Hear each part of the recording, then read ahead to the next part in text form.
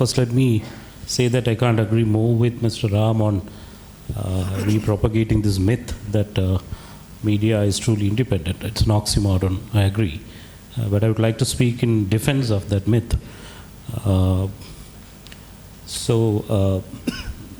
Do I first talk about the government thing? That would be a good trend.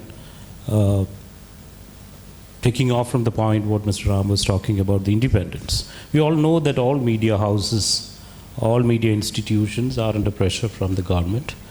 It has always been so. Only that probably the new dispensation has been more assertive, more interfering. In all states, at the center, we have seen this. And we all know that mainly two ways of, one is the intimidation through defamation cases, which we all know about. Mr. Ram has been a champion of our struggles against such efforts to silence the media. And the other one is, of course, cutting government advertisements. Government advertisements, we all know that forms a huge chunk of the ad revenues of all media organizations. So in both these cases, I think the best, I won't use the word pushback, I would use the word standing your ground, just doing pure good journalism. That's the only way. Nobody can claim that you never yield to pressure, but then sometimes you have to make tactical compromises, but then never lose sight of the bigger public good of carrying on with good journalism. So which means that, I can say personally, I'm sure that any journalist who has worked in this state between 2001 and 2006 must have got a criminal defamation case. I had half a dozen of them.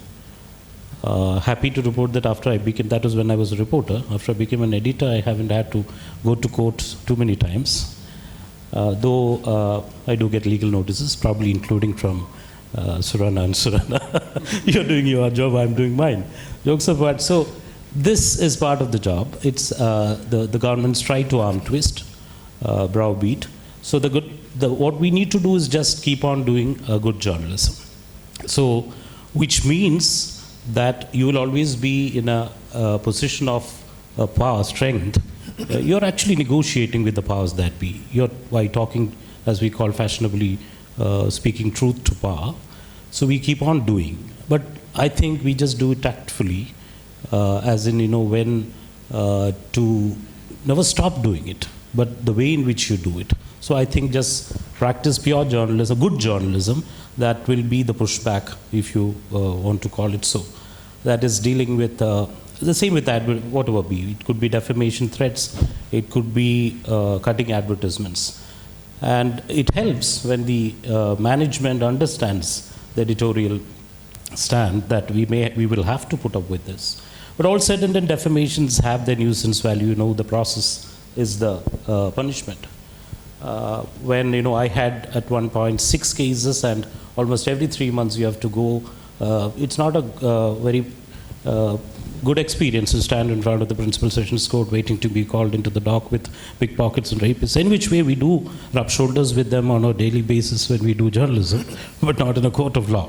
So it has its nuisance value, but then sometimes this is something which is an inevitable thing which we go through. So we put up with it, and it helps, as I said, when the stakeholders of your company agree with your stand, which is going to pay back. This is something which I have practiced. Say that we have to put up with it, we have to push back, because ultimately what will give us revenue, advertisement revenue, is good journalism. Fortunately, many media houses have been able to understand that. Even while agreeing that we are not entirely independent to do whatever we like, I think we have been doing a fairly good job to stand our ground. So when it comes to fake news, Mr. Ram spoke about 1920s in America. In fact, it goes back to when Roman times, when Antony met Cleopatra. Octavian put out tweets as in, somebody called it a short, bitter slogans. Practitioners of disinformation and misinformation to such a level that anybody can fabricate, can exaggerate, can propagate disinformation with gay abandon.